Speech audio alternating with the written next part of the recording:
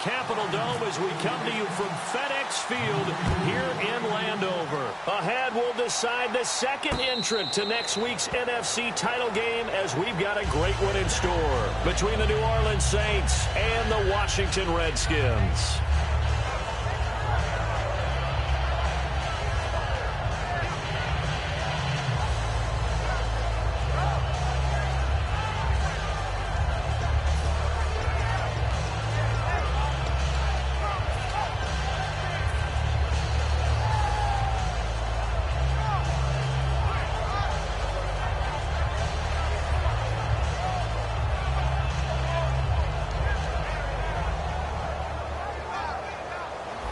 Possible run anticipation here as the D-line sandwiches together.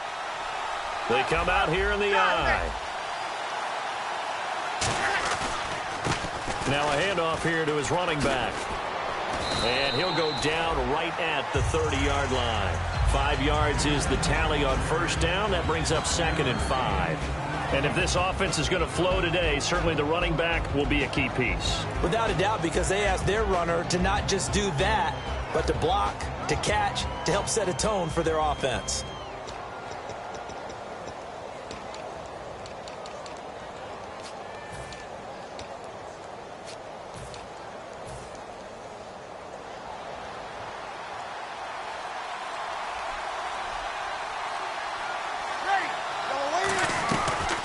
Now the first carry for Adrian Peterson. And tough going there as he'll only get it up to about the 31.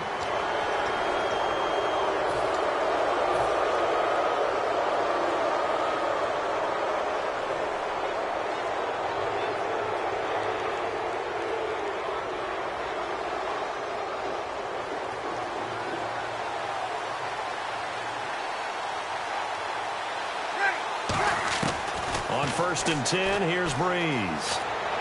And he's got his man in stride, complete. It's a gain of 7, and that'll make it a 2nd down. When you see zone defense and you know you've got a drag route on as your primary call, you've got to be really careful as a passer about how far you let your guy go because he might wander into some tough coverage.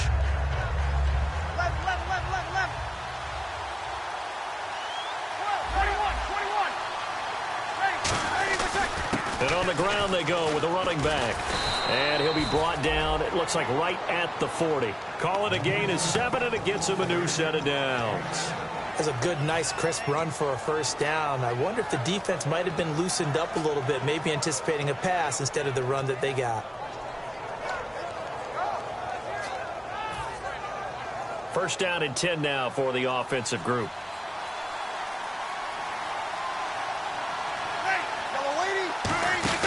Throwing on first down is Breeze.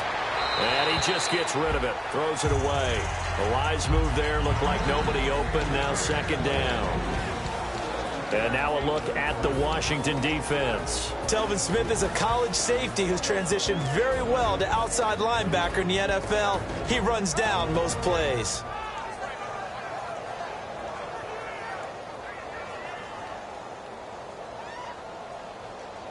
And on 2nd and 10 now. Sammy! They fake the give. Here's Breeze.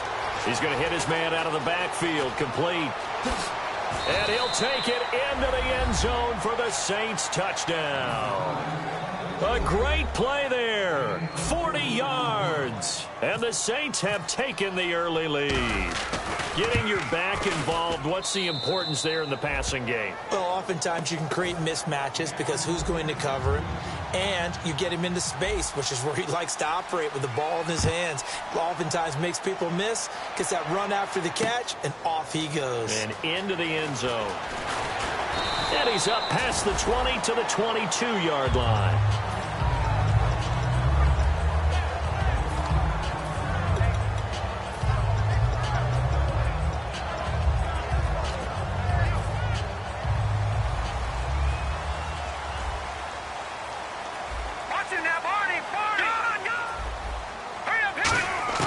Cousins now to throw on first down. Throwing for his running back, and he's got him complete. And this one will go to the 28-yard line. It's a gain of 6 on the play, and it'll bring up a second down. So many times you hear today's NFL described as a space game. Get your best players into space with the football in their hands. That's why sometimes you just swing it out to your runner, get him out in the flat, and let him have a chance to make people miss an open field. I know many people like to throw to the tight end, maybe in a little flexed out position because he creates mismatches with his size. But slot receivers do the same thing with their quickness, their speed, and their route running savvy.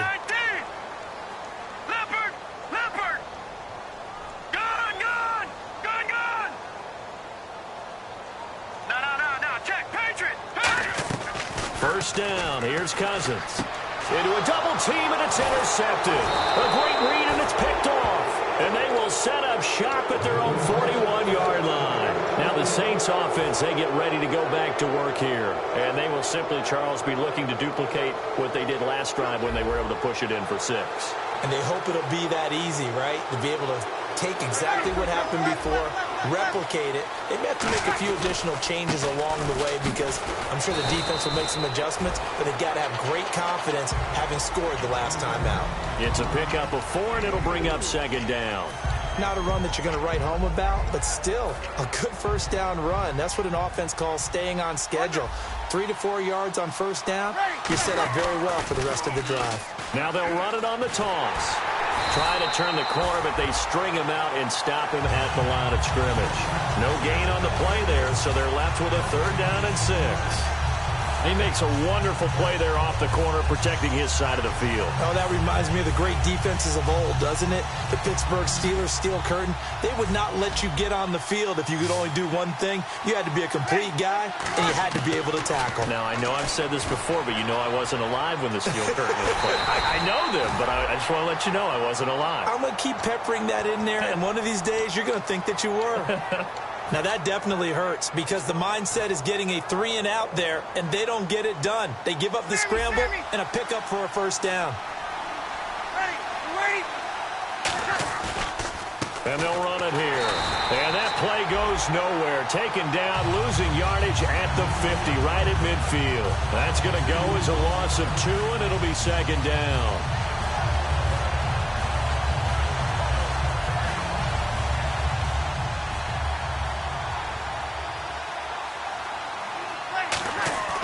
From midfield, here's Breeze. It's complete. Flainer, right side. That catch good for 5. It's 3rd down. And when you're playing a quarterback with some experience and some moxie, you enter the danger zone when you decide to blitz him because if he's able to diagnose as he did on that play, he can hurt you downfield. He reads defenses so well, doesn't he? He really does, and the best part about that play for him, I don't think that was his primary target. I don't think so either. I think he had the read, figured out where the blitz was coming from, and went to a secondary target for a really nice gain. Now Breeze on 3rd down. And this is a catch by Ted Ginn. A gain of 8 and a first down. An ex-teammate used to tell me all the time, I hate experienced quarterbacks because no matter what, you really can't hide what you're doing. And I think that right there, he knew right away where the blitz was coming from, where his primary guy was going to be, and he ended up going to a secondary target for a nice game. I was just going to ask you, that wasn't the primary target. He's so good at that, isn't he? I think he knew right away that he wasn't going to get to his primary guy. I think he read that as soon as he got to the line of scrimmage, knew where the pressure was going to come from, and said, I know how to beat that, and that's what he did.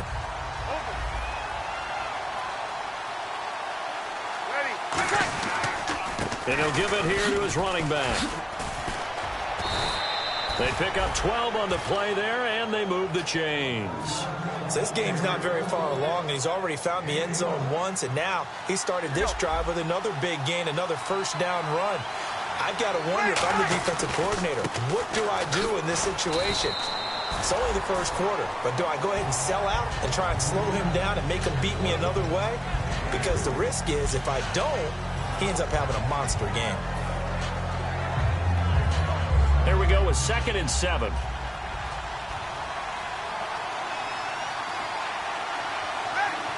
They'll send Ginn in motion left.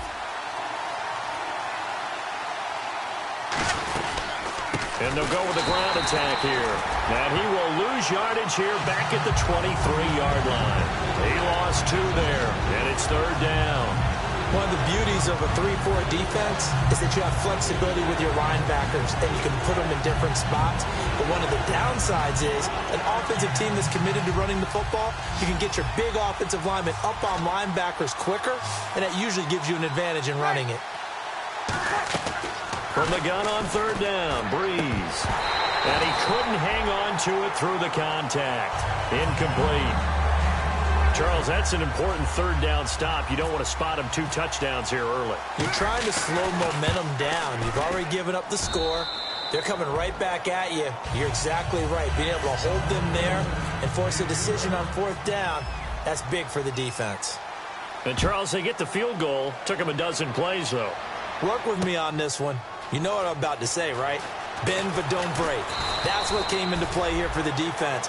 12 plays were run at them. They only gave up 3 points. In a lot of ways, that's a win for the defense. A look at Washington as they come onto the field. And the D-line pinching together must be expecting the run. Hurry up, here we go. Trying to shake off the interception from the last drive. He'll look to throw. Out to the left here to Reed. Give him 10 yards on the pickup, and it'll be 2nd and very short. Seeing that play and understand just how tough it is to cover tight ends, especially the ones running around the NFL nowadays, makes me glad I didn't make it in that league. I would have had a really difficult time. But now you get to sit up here with me. Yeah, and that's fun, isn't it? And what a really nice game right there on 1st down for them. Brings up a nice 2nd down for them. He's thrown 1 interception already, and that doesn't necessarily mean the rest of the game is going to go like that. But it does seem that he's a little bit off in his approach to this one. Yeah, it does, and that was a risky throw right there.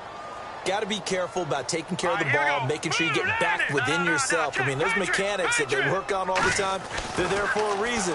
Kind of get back to those, and maybe nowhere to escape, and he goes down. And a tough ask here. They're going to go for it on 4th down and 9. They get the sack on the blitz, but it was 3rd and inches. Are you surprised like I am they weren't running the football there? I'm right there with you. I would have thought it worst. Quarterback sneak, try and pick up the 1st down and move on. But instead, I think they thought they could catch him by some...